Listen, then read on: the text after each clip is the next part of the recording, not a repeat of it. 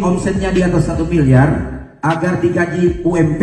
Kasihan karyawan-karyawan di Gorontalo Utara yang ada digaji 600.000, 700.000. Kami minta segera. Klarifikasi Deninda, DPRD Garut bantah cibir demonstran untuk karyawan orang tua saya.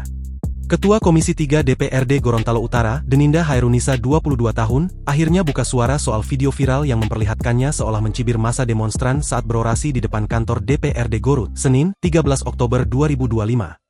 Deninda menegaskan bahwa gestur yang dianggap mengejek demonstran tersebut bukan ditujukan ke peserta aksi melainkan ke karyawan orang tuanya yang kebetulan berada di lokasi.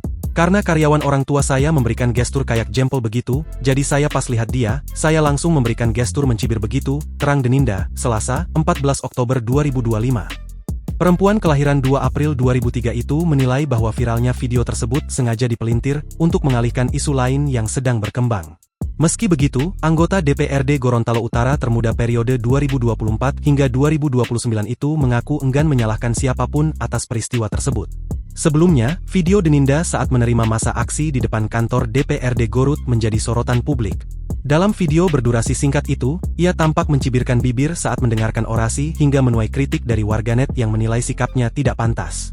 Video tersebut direkam saat dirinya bersama pimpinan dan anggota DPRD lainnya menerima massa aksi pada Senin, 13 Oktober 2025. Aksi yang memicu polemik itu sebenarnya berawal dari laporan masyarakat soal dugaan pungutan liar dalam proses rekrutmen PPPK paruh waktu.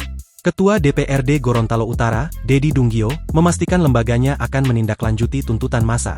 Menurutnya, DPRD terbuka terhadap semua aspirasi warga dan akan mengawalnya sesuai mekanisme yang berlaku. Sementara Deninda sebelumnya sudah menyatakan sikap tegas menolak praktik percaloan, ia menegaskan proses rekrutmen PPPK harus gratis dan dilakukan sesuai aturan. Kami hanya ingin memastikan tidak ada warga yang dirugikan oleh oknum yang mengatasnamakan pejabat, ujarnya.